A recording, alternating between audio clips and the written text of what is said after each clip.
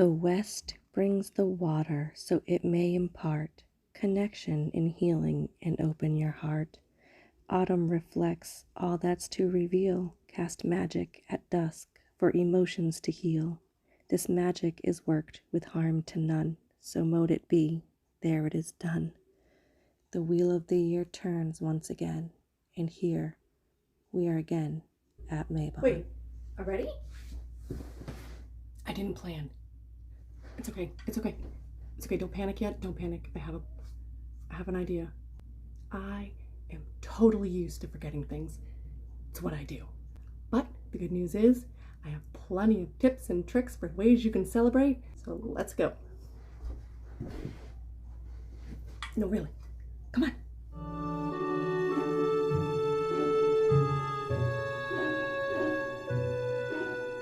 Welcome to my channel. I'm Lyza, the Distracted Wiccan, and in this video I'm going to discuss the Autumn Equinox, or Mabon. So this happens to be one of those Sabbats that I tend to forget and get a little bit more pumped for Samhain, which is right after this one. So if you're like me and you get distracted and you forget things easy or just don't know how to celebrate this one in general, in this video I'm going to discuss a few simple and easy ways that you can celebrate the Autumn Equinox so that you're not breaking the bank, breaking your back, or stressing the hell out.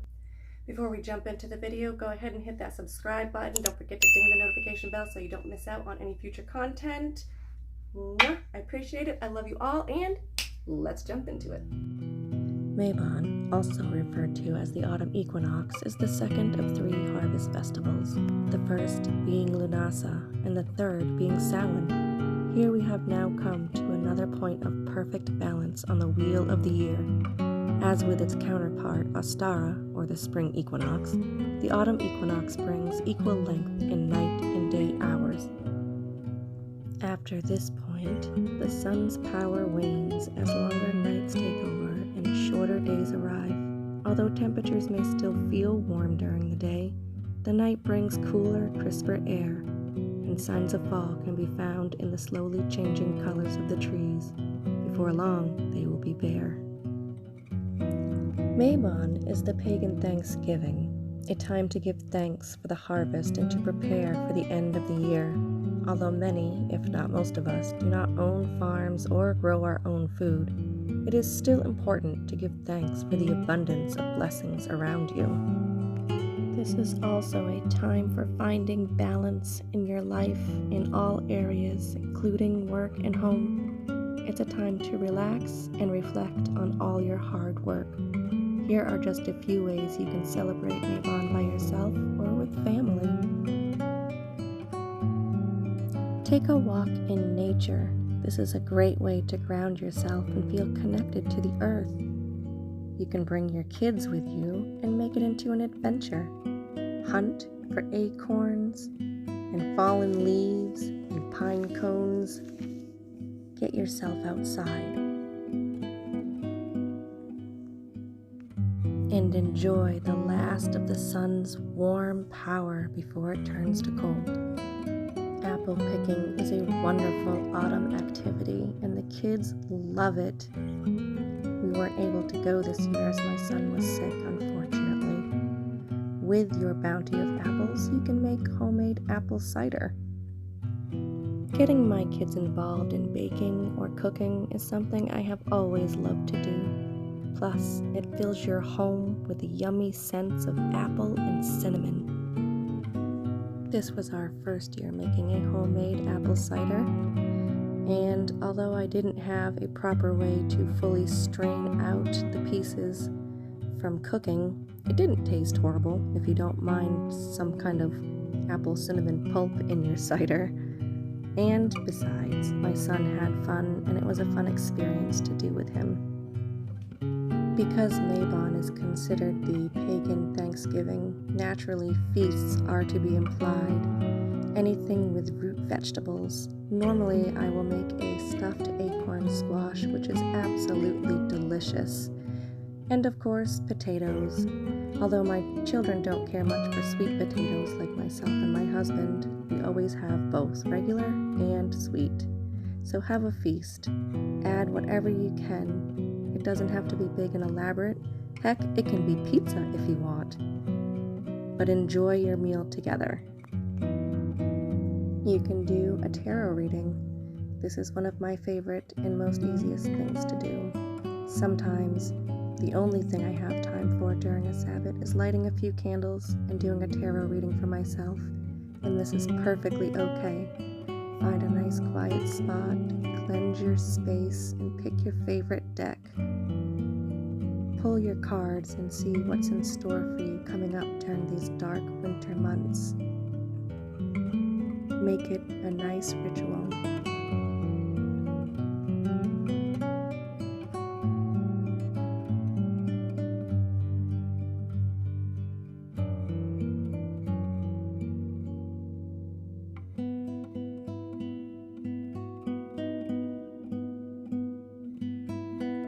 Journaling, shadow work, and making a gratitude list are all good ways to connect with your inner self. See where you're at mentally. Sometimes letting go of something is easier when you write it out. Balance is key here again. While you're writing out all the things to let go of, remember that gratitude list of all that's good in your life. Decorate your altar or living space in nice fall colors, scents, and foods if you wish. You can be as simple or elaborate as you want. Decorate it to what feels best to you. It's okay if you don't have a large space. I happen to be using what used to be a coffee table for the living room. If all you have is a small bookshelf, that's perfectly okay. You can use any number of things. Most of what I found for my altar this year, I found either at Goodwill or the dollar store. You can also find items outside such as fallen leaves, acorns, pine cones.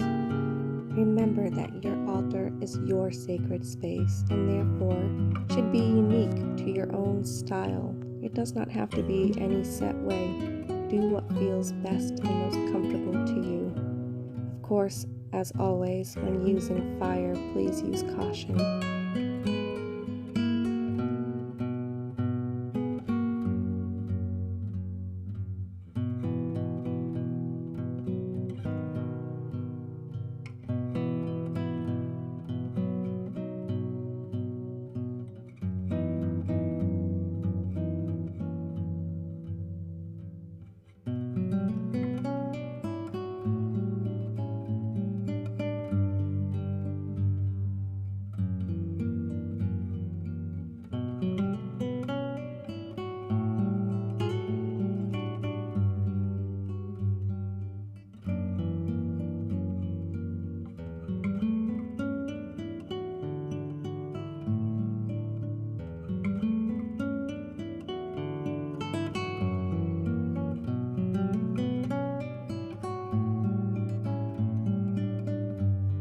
The last way to celebrate Mabon on my list is to read a book. I like to read bedtime stories to my son often as it helps him relax and calm down after a long day of having fun and celebrating. Plus, it's a great way for him to learn about the Sabbats. And who knows, maybe even your own familiar will enjoy a good story along with you. If you have enjoyed this video, please hit like and subscribe. And until next time, Happy Mabon.